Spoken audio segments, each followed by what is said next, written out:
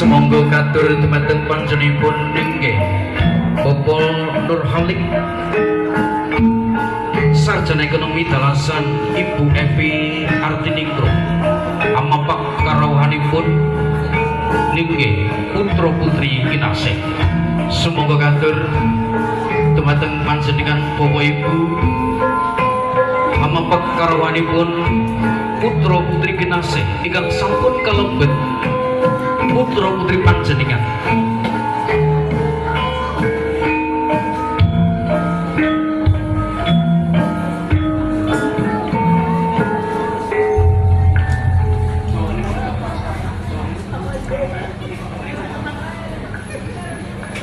Sakmenika ketinggal panjenengan Bapak ugi Ibu, Isang pinanganten kakung ugi pinanganten putri sinambi dedonga hanglorot ugi hanyuwun donga pangestunipun Bapak Ibu ingkang sampun sami rawuh. Mugia anggenipun jejoanipun keluarga, anggenipun jejoanipun putra putri kinasih menika dados keluarga ingkang sakinah mawaddah warahmah kairing kalian ungli gending kodo ngorek.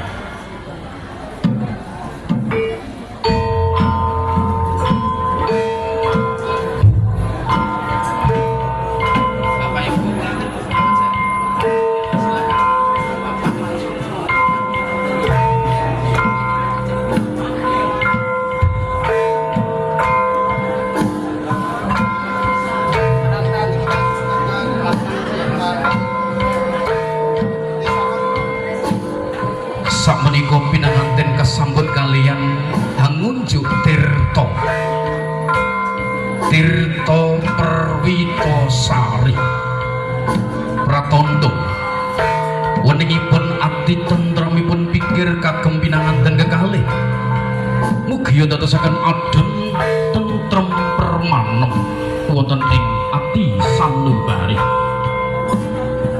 Panjenenganipun inggih Bapa samenika sampun paripurna hangunsukaken Tirta Perwitosari. Tirta ingkang rikala semana mapan wonten ing Kendhi Pratala, nanging samenika sampun mapan wonten ing cangkir ingkang ateges kencang wonten ing pikir.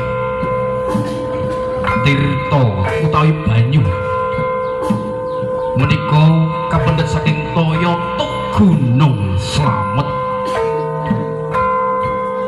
Kajengaken pinanganten kekalih samenika dipun paringaken pusaka ingkang awujud keris utawi dhuwung. Kapengaken kaliyan panjenenganipun Nak Mas Bagus Zulfar Iksan Pramana Sarjana pendidikan. Minangka imamipun keluarga mugia saged dados imam ingkang prasaja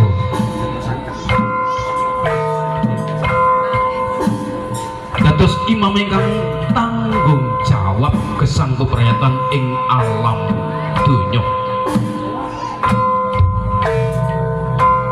Sekar Melati Rinonce ingkang sak menika dipun haturaken kaliyan Bapak Ibu Pratandha mugia arum gandane mugia dados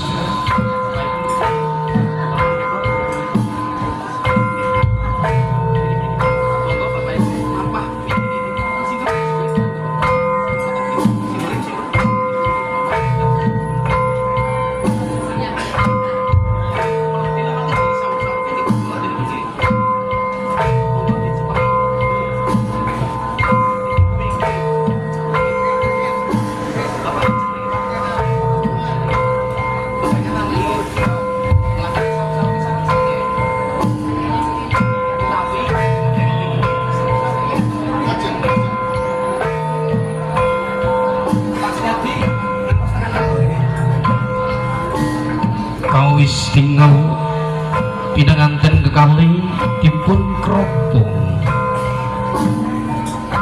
lumantar nulinje atur pitutur sembur tiang sepuh alon tindake Kanjeng Rama anuntun jiwa raga resang pinanganten kekalih ingkang sapunika nulinjih Bapak Nur Holik sarjana ekonomi awapan wonten ing ngarsanipun pinanganten kekalih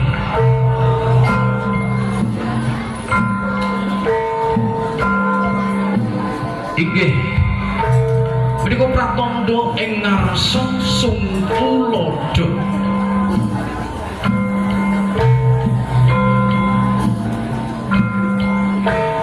inggih ingkang wonten ing ngarsa mugia saged paring pitutur sembur pinanganten kekalih menika ing madya mangun karsa mugia anggenipun nderekaken lampahipun Kanjeng Rama mugia nderekaken atur pitutur Kanjeng Rama saged wani marang tindak bebener ugi wedi marang tindak kanista. Lajeng panjenenganipun Ibu Evi Artinigro ingkang wonten ing sakmingipun temanten kakung telasang temanten putri putra putri kinasih menika ingkang asma Tupuri Handayani.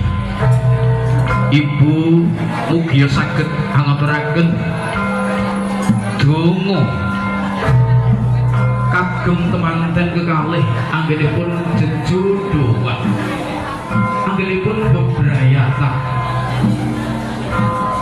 menika salebete adicara kerobongan